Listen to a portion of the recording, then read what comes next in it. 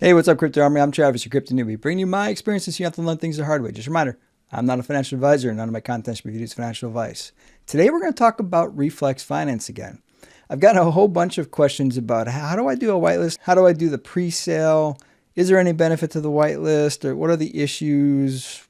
I've never done this. Help me out. So I've gotten a lot of those kinds of questions. Today's video is going to be about that. Now, there is another video out there by Todd Hart on Eyes on Crypto. He did a really good job of explaining this. I'm going to add to what he did and talk a little bit more about the BSCScan side of things, because I think there's a couple of options that a lot of people aren't aware of that you can do with BSCScan that really help if you're really getting in on a project early, to help kind of track that project, at least over the first couple months of the project. There's a couple of tools you can use on BSCScan to make things a little bit easier for tracking that project as we go. And I'm going to show you how those work here in the course of this video. But before we get in there, we're going to talk about the whitelist, and then we'll talk about the actual pre-sale process. All of the links that I'm going to talk about in this video are in the description, so feel free to click on those, get them open before we go through this, and you can kind of look at it as we're going, if that helps you. And I'm also going to show you where to get the links if you don't want to use it from a YouTube video, which I completely understand. So here is Reflex Finance's Twitter page. It's at reflex_finance. If you're already on my page, you can go there and get there from there as well. Now, if we scroll down a little bit, we're going to see the whitelist. So the first step, if you want to get in the whitelist, is to click this link here. Once you click the link, you're going to be taken to this page here, and you can see I'm not logged in, so I got 0 entries. There have been 67,000 entries. Now, this is not saying that there's been 67,000 people that have tried this. This is just saying there's 67,000 entries, and there's 27 days left for 200 whitelist spots. Now, all winners will be chosen randomly, which is important. It's not based on how many times you enter. It's based on random selection, which is important. Not every project does that, so always read the fine print on how people are getting selected. You would want to log in, and it gives you a couple different options for login. And here's how you enter. So each one of these gives you whitelist entries. So when you say 67,000, well, add up these numbers here, and some of these you can do over and over and over again. So why does a project do this approach? Because it seems like a lot of work for a whitelist spot, right? Well, on a launch, what this does is it gets the information out to a whole heck of a lot of people. So a lot of people that are getting tagged in these things, or seeing these tweets, or seeing all these Telegram posts, or all the things that everybody that's doing this project is currently doing, grows the community. So that's the benefit of doing this. Even if you didn't want to do a whitelist spot, but you still want to invest in the project, you should do these activities. There's benefit to you doing these activities, even if you don't want the whitelist spot, because you're telling your friends about it. You're sharing the information on your public social media. You're getting the information to potentially other investors. Always do these for a project that you want to make money on, because it helps the project grow. That's why they do these events. Now, if we scroll back up, that's it. That's the entire process. You just need to do this process as many times as you can, and then hope you're one of the people that get selected. That's how easy it is to get in the whitelist, at least in the entry. Getting selected is numbers. It's odds. Good luck. Now we're going to return back to Reflex Finance's Twitter page, and we're going to scroll down a little bit further again, and then we're going to look for the Launchpad. So the Launchpad will say something like Pinksale Launchpad. That's kind of what we're looking for. And here we go. So we got to scroll down a little bit. That's the way to find this, because right now they don't have a website. If they have a website, I suspect they'll have some of these links on their website. But right now, since they don't have that website, this is how you do it. Now you can do Control F and find it that way as well. But that's the way to look for it, is just scroll down. They don't have a lot of tweets out there, so this is actually pretty easy right now. But I suspect that there'll be more tweets as we get closer to launch day. So this might get more challenging depending on when you're watching this video. So click on this link, and that'll take you over to the launch page over on Pinksale. Now, a lot of information on this website. So if you've never done a Pinksale or a Launchpad before, it can be a little bit intimidating, especially if you're brand new to this space. So what is this information up here? So when does a pre-sale start? And then when does the pre-sale open up to the public? So 30 minutes between the two, which isn't a lot of time. So if you actually get a whitelist spot and you miss this window, that's it. You're not going to get it. You missed it. So you got to make sure you understand when to go to this website. Now, this right here, countdown to public, is not the countdown for when you can go buy it on PancakeSwap. Those are two different things. So don't get them confused. Just because it's available on the 5th does not mean that you're going to be able to go buy it on PancakeSwap or any other swap that's out there. So don't get the two confused. This is where you want to be. This is the website. You're not looking for any place else. Just this on presale day. At some point, they'll announce when it's going to be on PancakeSwap. And every time it's different. And I got to be honest with you. I'm not a huge fan of this whole 30 minutes between. So if you're on the team, I'm not sure where you got 30 minutes from. That's really compressing it down for your whitelist people that are helping you grow this project. I would have liked to see about an hour, just my personal preference, but 30 minutes is really quick. Hopefully they don't have any website issues, because my guess is that you're going to have a lot of people trying to do the presale event. As soon as this clock runs out, it opens up to everybody else for the presale. So anybody that's on here can come get it. Again, presale is not PancakeSwap. So this will go until the amount that they've got allocated is gone. And it could take an hour. It could take minutes. Every project is a little bit different on how it launches. All right, so what else we got here? So here's the presale address. Obviously all the token information here. This address right here is the token address. Now, if you click on this, it's going to take you over to BSCScan. We're going to stay here for a little bit and talk about this portion before we go to BSCScan. 1 quadrillion tokens, the amount for presale, and then a lot of other information that's not as important to go through. This one is. So why whitelist? So the presale rate, for every 1 BNB, you're getting 400 billion tokens. Yes, I said that right. 400 billion tokens. Now, its listing rate is going to be 310. So you end up getting 90 billion tokens more for doing the presale. That's pretty good. Do you see why you would want to do a whitelist event? Or at the very least, jump on here on presale day and try to get the presale price, because the presale price versus the listing is a lot of extra tokens. Now, that doesn't mean you have to spend 1 BNB. You can go all the way from 0.1 BNB all the way up to 5 BNB. Most people don't buy 5 BNB of a project. Now, again, every project is different, but you don't have to spend a full BNB. So if you got 0.1, 0.2, 0.3, that's fine. Here's the really, really important thing. Right now, BNB is on sale. Don't show up on launch day not having BNB in your wallet. Right now it's on sale. Go buy BNB. Or if you think it's going to continue to go down, wait a little bit longer until it goes down to the price you think it's going to get to, and then buy BNB. But right now it's on sale. It makes a lot more sense to buy it when it's in the 400s versus the 500s.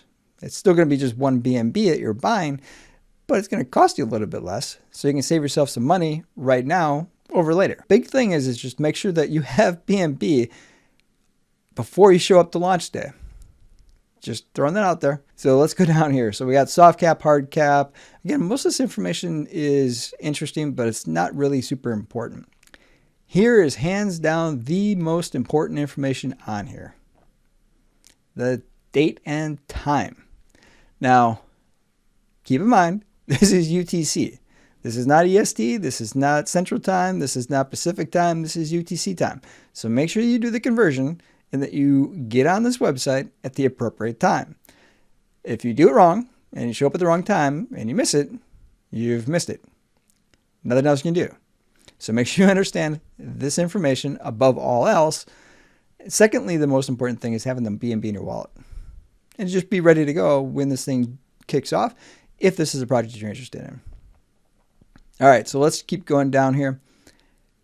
Whitelist. So 75 addresses. Now, when I did my fundamental analysis, it was 70 addresses. So they've already added 5 more to the whitelist. So I suspect if we keep checking this over the course of the next less than month, it'll continue to add addresses. You do not need to go through all these addresses to figure out if you're on the whitelist.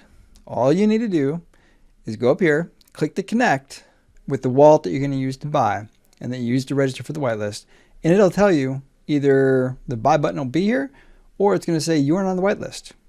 It's that easy to check and see if you're on the whitelist, because if it says you're not, then you know you're not on the whitelist. That's how you check. Now, if we're getting really close to launch day, you're probably going to want to reach out to the team if you know you're on the whitelist and it hasn't been populated yet, because it might be an issue with the wallet address that you submitted or the way that they put it in there. Just make sure you keep an eye on it. If you're expecting to be on the whitelist, definitely check this in the days leading up to the actual presale. If you fail to do that and you get to the launch day and you're not there, I don't know what to tell you. Contact the team and see what they can do, but most likely you're out of luck. It's on you to do this correctly because it's not overly complicated. Now, here's one of the important things that a lot of people forget. You go through this whole process, you buy during the pre-sale, you think you're done. You're not done. You still got to come back to this page to claim your tokens after the team verifies everything. So just make sure that you do that as soon as possible. Now, hopefully the team does a really good job of communicating what they're doing at this time. Hopefully they'll put a tweet out or they'll put a telegram out, or maybe they'll do a live event and say, okay, if you did the pre-sale, you can go in there and claim now. You can come back over here, connect your wallet, and actually claim your tokens. Now, I can already tell you, on launch day, I'm probably not going to be doing a live event because I'm going to be looking at this website to make sure I don't miss it. And 30 minutes is really kind of a short window. So I want to make sure I don't miss it, especially if I get a whitelist spot.